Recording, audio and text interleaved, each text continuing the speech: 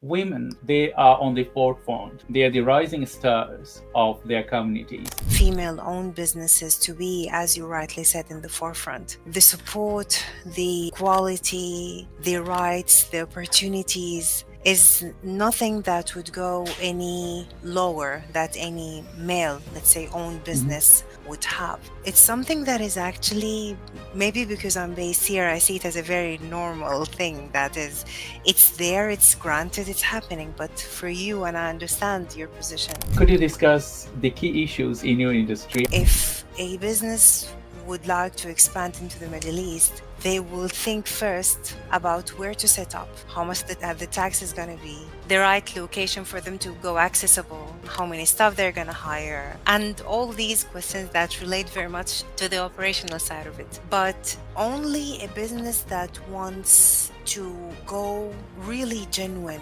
and serve their customers in a very warm, to serve your problems that we understand regardless what the product or service type. Only that sort of business would be looking into the cultural aspect of it. In Middle East and in Far East or Southeast, we have a culture and stay together. And that is our value. Yeah. That is the thing that whenever you serve someone, you need to understand that, okay, you're not dealing with one person, you're dealing with a community.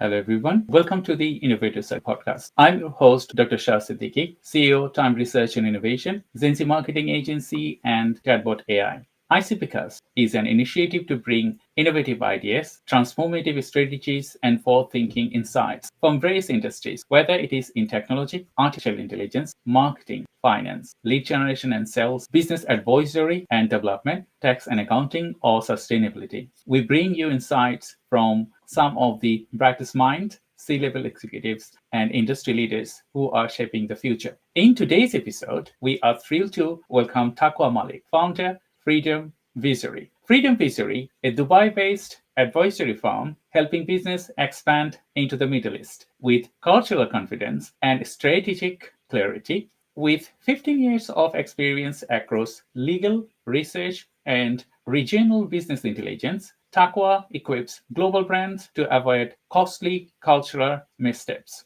and build lasting partnerships across the GCC.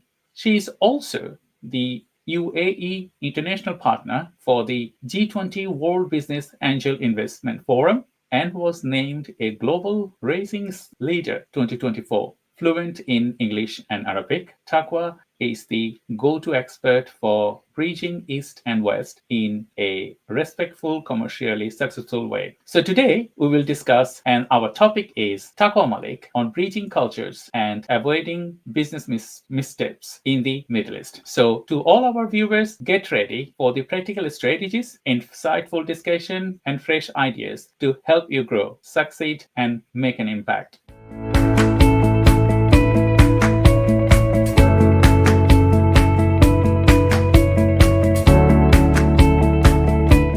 Hello, Taqua. Hello, Dr. Shah. Thank you for joining today's 𝐼𝐶 podcast. How are you today? I'm doing great. Thank you so much. Pleasure to be here. Thank you for having me. It's a great pleasure to talk to you today because, 𝐼𝐶 we bring innovative people from different aspects. And when I know you from the Circle Network, and I thought that, okay, you have great aspects and you're contributing greatly. So why don't I bring you as a guest? And you are the first Muslim female, CEO or entrepreneur here in this podcast. So thank you very much for your contribution. So first thing, you know that we ask different questions and different set of questions. We're going to be starting with a specific question to you. Could you please provide a brief overview of your business and share what inspired you to enter to this field? First and foremost, I want to say I'm honored. Thank you. Feels great, and it's something I take pride of. Thank you very much, and I'm grateful. Freedom Visory is all about creating that genuine connection between the business and its audience here in the Middle East, a land that is now brimming with opportunities, very welcoming, very dynamic, but the culture remains a foundational aspect that cannot be taken lightly. In the Middle East, as you know, Dr. Shah, the local culture is deeply ingrained within the Mhm. religious principles. So, a business that is expanding without taking the time to mindfully navigate these nuances is going to have some hard time Mhm. dealing with the challenges that may arise ahead. Things could go really wrong in a region that has the relationships to supersede the transactions. And I'm just here to make it easy for the business to expand with that Mhm. genuine connection to their local audiences. That's it in a That's nutshell. fascinating when you talk about Middle East and when you talk about businesses and specifically women. And we have a stereotype like Middle East and women, they don't go nicely together. But when you see that in Dubai Yeah. specifically, if I mentioned, and other parts of the Gulf as well, that women, they are on the forefront. They are the rising stars of their communities. Working with Middle East businesses like sheikhs and all other people and engaging with versatile culture from outside West and East and all other places. How do you manage these two things to combine together? Number one, yes, I am aware of the very typical Mhm. stereotype that is associated with women, especially women who are doing business in the Middle East. It feels a bit new perspective that is not quite the normal thing. But truth to be said, and this is a fact that I myself being a live example, Middle East in general and the GCC region where I Mhm. am operating right now has come a long, long way in positioning startups, mainly female owned businesses, to be, as you rightly said, in the forefront. The support, the quality, the rights, the opportunities is nothing that would go any lower that any male, let's say, owned Mhm. business would have. It's something that is actually, maybe because I'm based here, I see it as a very normal thing that is, it's there, it's granted, it's happening. But for you, and I understand your position and where you're coming from, you might see it from a Mhm. different perspective. And I'm very happy to state that I am the sole owner and founder of my business is 100% owned. I do have the right of access to all those opportunities and apply to openings and take up projects, hire staff, and it's something Mhm. I enjoy doing. It's something that I didn't really think that it's gonna Mhm. develop so quickly to a stage now that it's very evident and clear that there is support for women-owned businesses, regardless the background or the culture or even the religion. It's about positioning this place as the right place, the right ecosystem for everyone to thrive and live a life with Mhm. high level of quality. So the more input you add, the more effort, the more of a good deliverable you achieve within the business, the more opportunities and doors are going to open for you. It's exactly that. Like in simple words, there is nothing that could stand in the face of a woman who wants Mhm. to run her business because she's here in this region. She's actually going to be supported so much. And I'm just reflecting on everything that I've gone through. So it's just awesome. Thank It's you very much great. for adding this. My next questions: could you discuss the key issues in your industry and explain how your efforts are making a difference for your clients and collaborators? Absolutely. The biggest and the main challenge is the undervalued perception of the services associated to cultural Mhm. connection and advisory. Meaning, if a business would like to expand into the Middle East, they will think first, this is coming from my own experience, Mhm. about where to set up, how much the tax is going to be, the right location for them to go accessible, how many staff they're going to hire, and all these questions that relate very much to the operational side of it. But only a business that wants to go really genuine and serve their customers in a very warm, real way, that we're here to serve your problems that we understand, regardless what the product or service type. Only that sort of business would be looking into the cultural aspect of it. Because not every business expanding from any part of the world would fit as Mhm. is into the Middle East. there has to be a stage of refinement, adjustment of what would work and what would not, from the branding, the imagery, the narrative, the service or the product itself, and everything in Mhm. between. And as we said, it's not a single person that you're Mhm. talking to a community. As you know, Middle East is formed and based from big families, groups, tribes, Mhm. societies. So it's very Mhm. connected. You don't want to really talk to a single person and alienate the rest because they talk to their circle, they consult with them, they take their advice. So you're serving an entire circle from your interaction with Yes. one person. That's very important. Not like, for example, in Europe, in the UK, in the US, your offering is precisely defined Yes. to your customer. Like you're talking to one person and you know them really well, and you have the problem inside out. But over here, you need to think about the collective mentality of taking different perspectives and forming Mhm. it into one. And from there, it will open up doors for you. You will be introduced, referred. Suddenly, you will be dealing with groups of people rather than one because this is how things operate. It's just beautiful when I you get totally it agree with right. you. I When you get totally it agree right. with you. Sometimes I invite my business partners at home because they like to have Bangladeshi cuisine. And when Wow. we talk about, okay, my mother in law, she lives with us. God bless her. She's 75, but she has a disease. Her brain became older than her age. So sometimes she felt like she cannot do anything. Not felt, she cannot do anything. She lost all her limbs, power, and everything. So we have to support her. So we could not let her go to Bangladesh. Yeah, And we are a family. The way you say that family is the main thing, isn't it? It could be your in-laws, it could be it is. your own families or whatever. In Middle East and in Far East or Southeast, we have a culture and stay together, and that is our Yeah, value. That is the thing, exactly. that whenever you serve someone, you need to understand that, okay, you're not dealing with one person, you're dealing with a community. That's a great Yeah, example.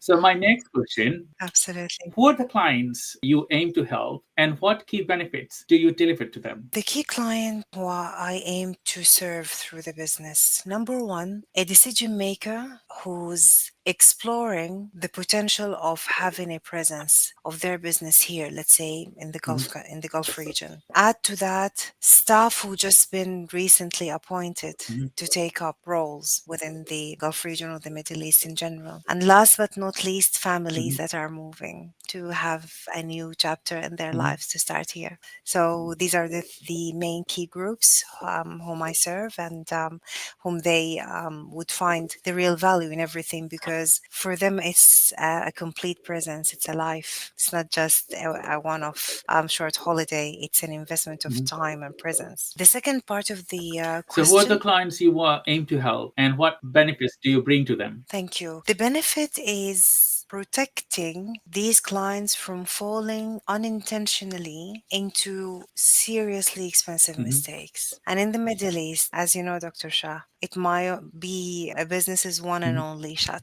to get it right. When a brand is, the Mhm. damage is severe and it shows that lack of care, lack of attention, lack of awareness, it gets the business into a really negative phase or stage they don't want to find themselves at because, as we said, and again, I always emphasize on that, it's the culture and the religion together, they Mhm. go hand in hand. So, working hours, the way offices being set up, prayer rooms, meeting etiquettes, timings, everything has its cultural and religious root that is linked to it. My job is to give this to a business well defined within a business setting to help them adjust to navigate it right. Mhm. That's what I do. And we've seen live examples for businesses that did not make the timely investment and then they had to retract Mhm. what happened, which was a loss. That's it in a nutshell. And of course, guide them and help them to grow and thrive because UAE is a different in its own way of defining their culture, Hmm. though it's all linked. But we talk UAE, we talk Qatar, we Hmm. talk Saudi, we talk Egypt, Jordan, Oman. All these countries, they are in the Middle East. The main language is Arabic, yes, but each one of them has their own very unique points of definition. So a Thank business you. needs to be Thank you, careful. Taqwa. My next question is, what makes your approach unique to helping clients achieving these outcomes? I think by the look shows I'm from the Middle East Mhm. with an Okay. Arabic roots. So a business would be dealing with a person who knows the answers to the hard questions and Mhm. be able to articulate those in from a business point of view. That's number one. Mhm. Number two, I had the privilege of working with so many international teams, nationalities, and I get to experience a bit of each. So I Mhm. try my best to serve with as much understanding as I have to the person who's in front of me, because people perceive information in different ways. And when it comes to culture, it's not the easiest topic to talk about. Mhm. So it might affect, for example, a business entire offering altogether. So Okay. that's something that needs to be navigated with care and justified with the real, like supported with the real and genuine reasons why is that. And last but not least, because Arabic is my native, I do not use machine translation to be able to comprehend the meaning of something in Arabic and give it to my client in English. It's my Mhm. native, it's a very rich language, and so many dialects. They're quite distinct, almost each and every one could form its own language, but it's all under the umbrella of Arabic. So that's a very fine thing to look after. So for these reasons, I am graced and blessed to be able to serve my clients genuinely, being from this part of the world. Great explanation, Taqwa, because although, as a Muslim person, we taught Quran, not Arabic. And when I was adult, I did not know the difference of Quran and Arabic. Okay, Quran is different, Arabic Yeah. is different. And in Bangladesh, we didn't have any education to teach us Arabic Mm, and Quran together. Okay, and what makes it, I would say, not contributing to many of the Asian people, because they just memorize Quran, they even don't understand a single bit of it. yeah. Okay, and I don't like that, because when you memorize something, when you if you don't understand that bit, it doesn't make you feel for it. Okay, so I always prioritize, if someone is learning Arabic or if someone is learning Quran, learn understanding it. Otherwise, it will not give you good effects, because some people, in all religions, we have a different type of people. Some are very extremist, some are like normal, some are very much normal. So when someone is expressing their opinion on some verse of Quran, some, they are like very extremist. So you can't do, you can't do, you can't do. It says that. But if you Mm, don't have your eyes open, and you do not have the ability to read more, then you're going mm. to be believing that, oh yeah, it says that, but it's not. So thank you for adding this great explanation to Thank our you. audiences. And I Thank you. think they would love to hear more from you. So thank you, everyone, for joining today's ICP cast. We will continue our conversation. And we have Taqwa Malik, and I'm Dr. Shah Siddiqui. So, my next question to you: are partnerships part of your business model? From your past partner's perspective, what benefits make you an ideal collaborator? The answer is yes. Partnerships is something I always do my best to deliver it to a client, simply for the reason that it adds tremendous value to their Mhm. presence. Let's say, for example, it's a business here in Dubai or a business that is in Saudi. When they have a warmly introduced, and here I re emphasize a warmly Mhm. introduced partner who's been thoroughly selected to join forces with that business, Mhm. magic happens. But to get to that stage, it's again a very long homework of building a genuine relationship that takes time. It's never transactional. You gotta be seen once, twice, thrice, attend meetings. People would see you in different settings, have a meal, and from there you will come across as a trusted person. They start to open up to you, sharing their challenges. So this is an investment on its own. So if a business is being warmly introduced, wherever I can, of course, there are some industries that I am able to serve a bit more than the others, but that's something that gives the businesses an added advantage, sets them into a higher caliber. And of course, for it to happen, the business, it's like a prerequisite actually to have a local legal presence. So they could contract with a company that follows within the same rules of law of the same jurisdiction. And then from there, it will be a much more comfortable conversation to continue. So yes, that's possible we can do. Thank you very much, Taqua. And to everyone, thank you very much for joining today's ICPcast. I'm Dr. Shah Siddiqui, and I have Taqua Malik, founder, Freedom Visionary. For now, we are taking a brief break before diving into some fantastic insights. Stay tuned. We'll be right back.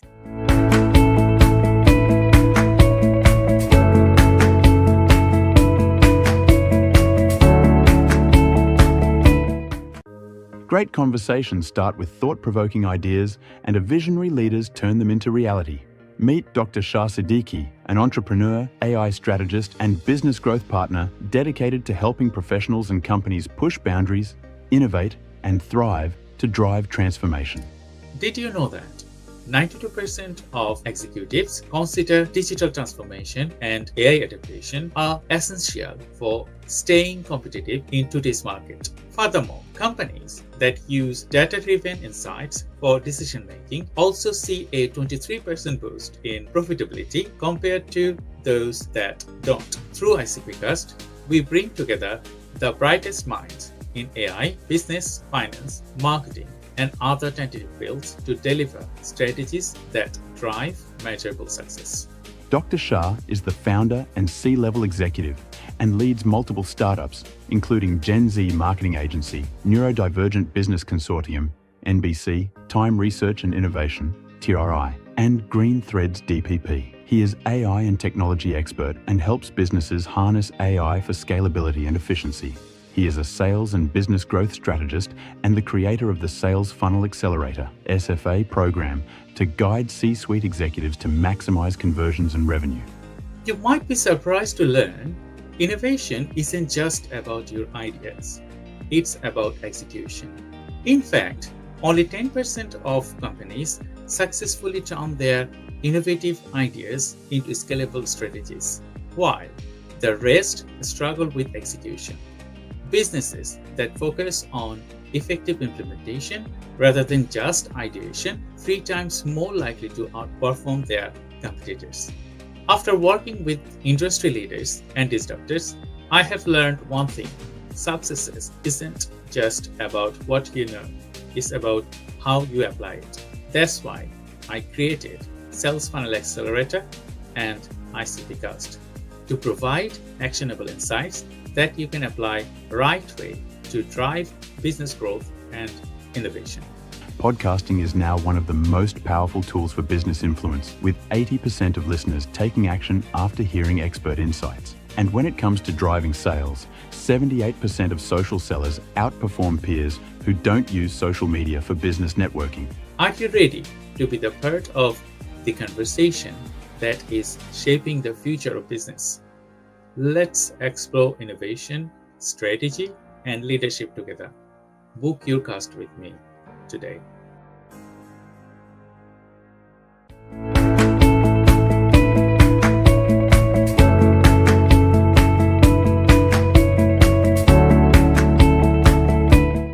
Welcome back. to ICPcast. I'm Dr. 𝐶𝐤𝐳 and I have Taqua Malik, founder, Freedom Visionary. We got some exciting insights coming up, so stay with us as we dive deeper into the world of technology, innovation. Let's get started. So Taqua, thank you very much for joining today, ICPcast. This segment is designed to talk about more deeper into your work and your business, as well as we're going to be dive into some silly bits at the end, talk about things that is, you don't do as usual as a CEO or founder as a company. We are always serious, isn't it? So the first thing I wanted to ask you, could you share your insight on upcoming industry trends and how you are adapting to remain ahead? This is something that we are seeing it and experiencing it already. Being here in the Gulf region, mainly between United Arab Emirates and Saudi, it's a very competitive landscape. Things are happening really speedy when it comes to everything that is technology advancement. The digital adoption and transformation of businesses, it's now an absolute must, and AI is an everyday word. It's been integrated successfully into almost everything. So if a business is still holding on to the bit of the classic ways of operations, they're quickly out of the game, quickly. So from my perspective, I believe that this is a non-negotiable point, that the business must go digital friendly, tech savvy, while maintaining reasonable costs so it won't reflect on the client. That's important. That's number one. Number two, businesses located here do not really need to be limited to serving locally based clients. It's becoming a trend. We see digital nomads, people who operate here while serving clients completely in other countries. So this is becoming quite normal right now. And it's beautiful because your office and everything that you do is just within that laptop. It's that. So that freedom of location, of choice, the remote work, it's a great shift that is becoming like really normal. So a business would definitely need to go agile about it. It doesn't matter where, for example, my staff would be. What matters is that we deliver those results together and our clients is being served. This is the most important thing. Last but not least, a business cannot go generic. I'll take a live example. It's a very generic term if I say, we do digital marketing for businesses. We suit you to have your paid ads and you would be on the higher rankings on the pages, and we will handle this job and take that burden off your shoulders.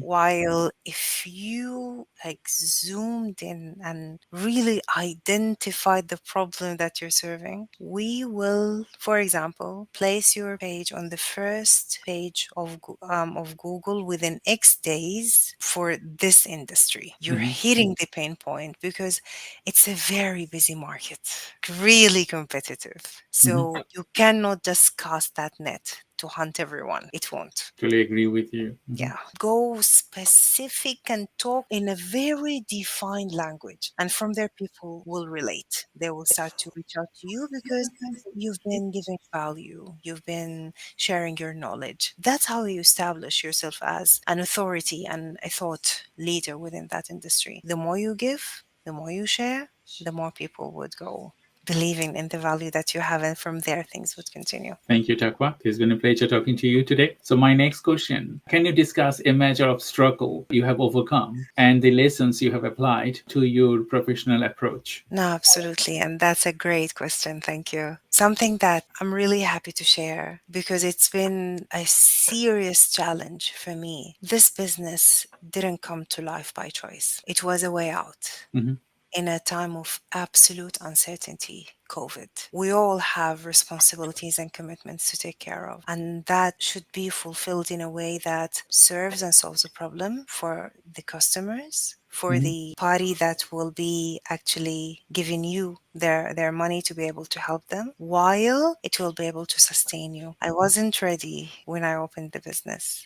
There are so many things that I got wrong, and everything that is happening right now is built on a really high stack of failures. A lot of things went wrong. There has been disappointments, setbacks, challenges, but what sustained me after is Allah's grace phrase is not taking no for an answer. Mm-hmm. No matter how dark it goes, no is not an answer in my dictionary. Like, keep showing up, the persistence, the determination, like, Mm-hmm. be consistent. That opportunity is gonna show up itself. Something will click, something will pay off. Mm-hmm. Whoever right now is in a dark place, this is not the end. You will come through that and you will shine again, you will rise again if you set your mind to do it. Otherwise, you're just going to remain where you are and the world is not going to wait for you. It doesn't matter if you're a man, a woman, how old are you, what's going on, what's the reason, are you a cause, are you a victim? Believe in what you are destined to do and work hard for it. It's gonna come into life. It's gonna happen. I was an extreme introvert.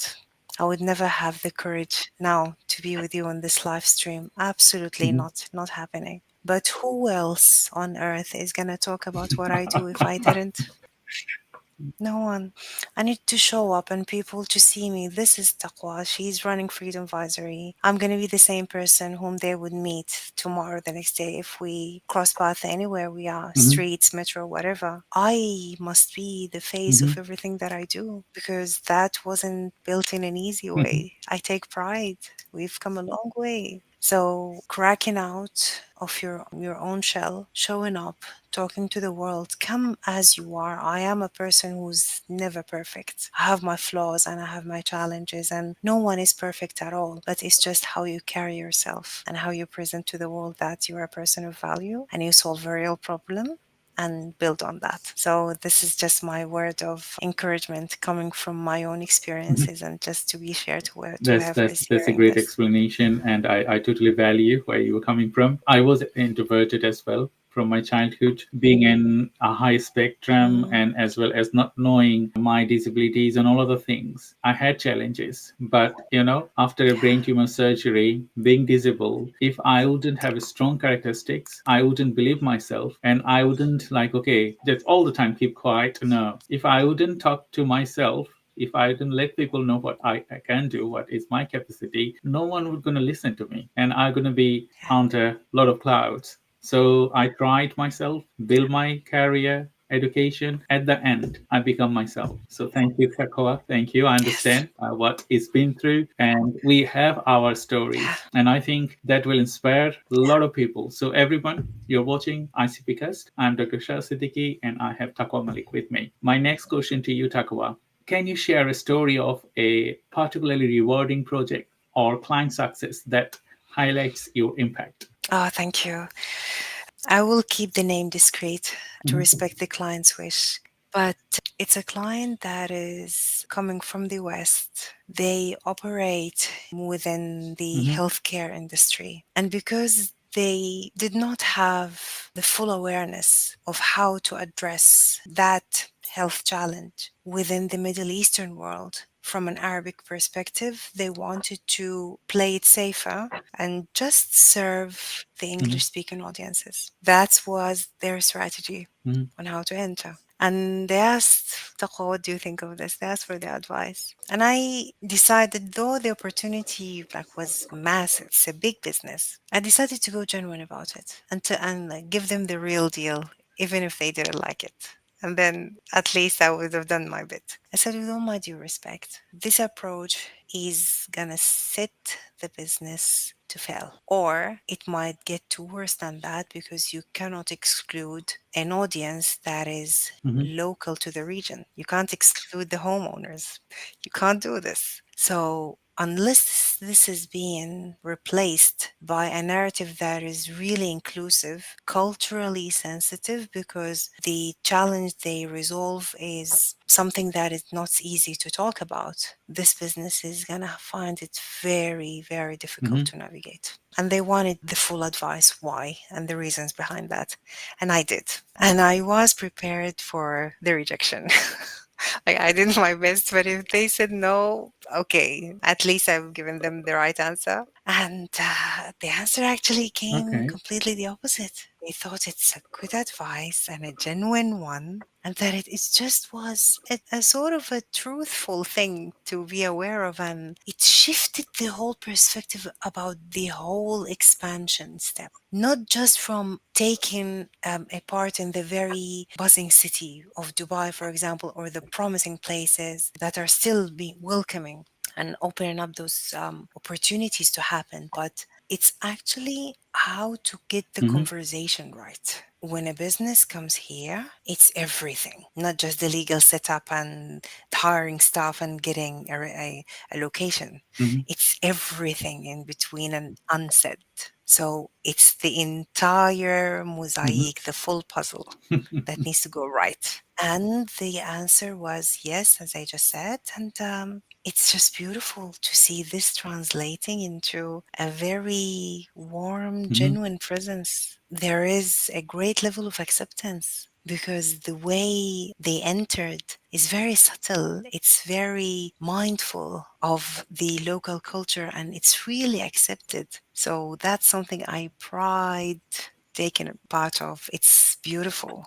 And this is the impact that I always look Thank you, forward to Taqua. It is achieve. a great example and experience. What skills and traits do you think have been most important to your success as an innovator in your field? First and foremost, I need to be a safe space for Mm-hmm. myself and reflect that to others to be able to share their concerns whenever it comes to culture and business. I am aware that there are so many questions that remain in the back of the mind that go unasked, but they're really crucial to be asked. But the fear of judgment or to come across inconsiderate keep these questions idle. If I'm not being the creator of my own safe space to whoever would talk to me and want to understand more, I don't think I'll be able to sustain and get this to Mm-hmm. survive, grow, and thrive. No,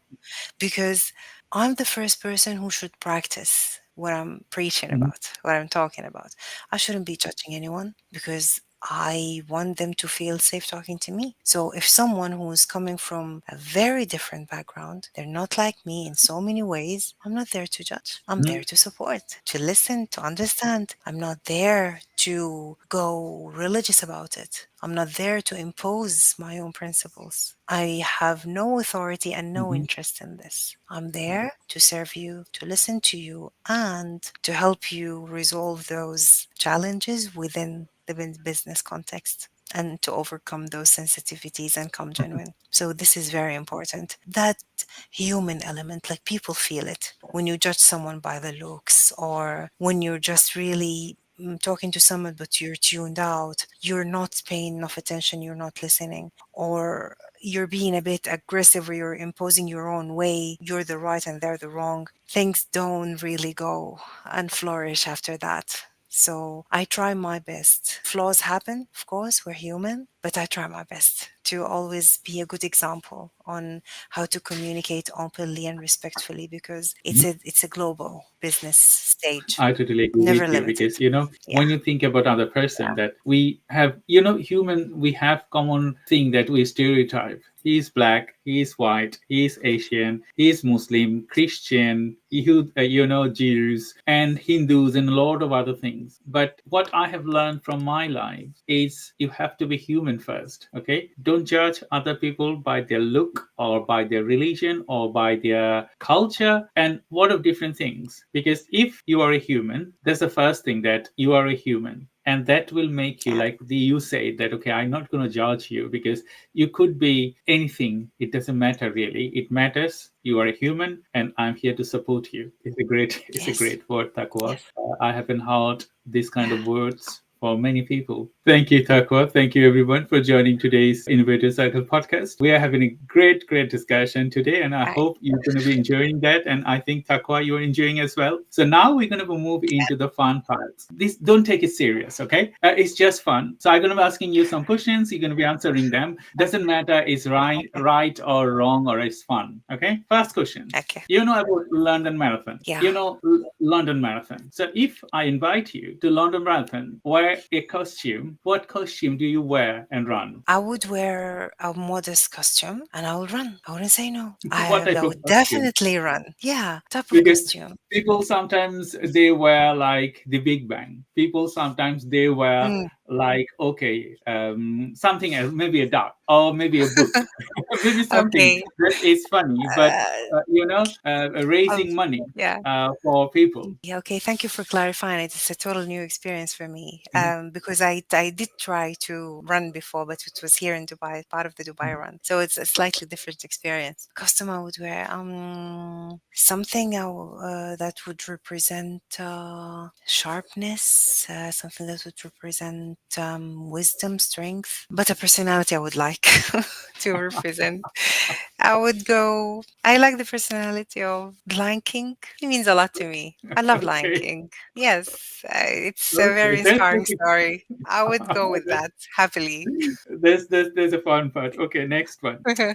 Okay. Things that you don't like to do it, you hate them, but you have to do. What you have to do every day that you don't like. Driving a traffic jammed road.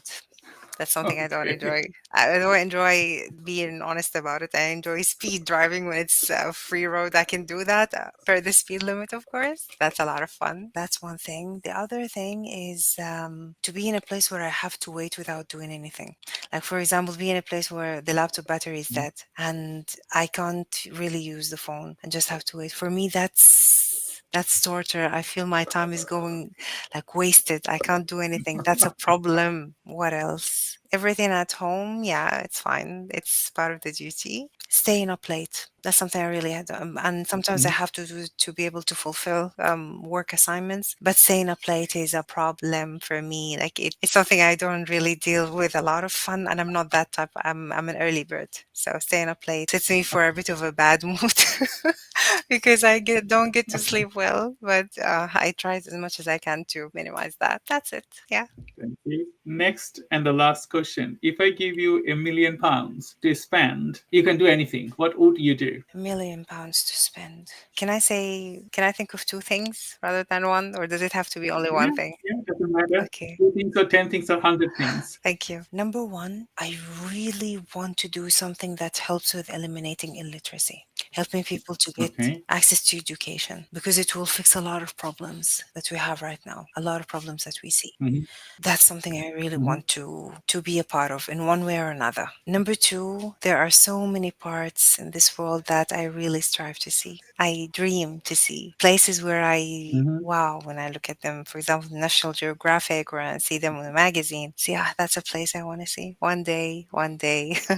I want to have that long tour to explore those places. And number three, last but not least, I'll keep this one private, but there is something that I want to build and I want it to be there as a legacy for a lifetime and beyond that. I'll keep it to myself. Thank you very much for joining today's Innovator Saga podcast. And thank you, everyone. And I hope that today's conversation with Taqua Malik, founder, Freedom Visionary, has sparked fresh ideas and provided valuable insight to elevate your business strategies, whether it is in sales, marketing, finance, innovation, or any other medium. Don't forget to subscribe to our newsletter on icspeakers.com. Share this episode with your network. Leave us a review. It helps us reach and inspire more leaders like Taqua.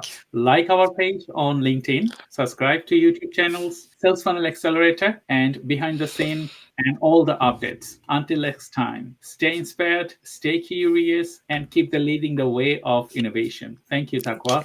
Appreciate it, Dr. Thank you, Shah. everyone. Thank you. Thank you, and bye-bye.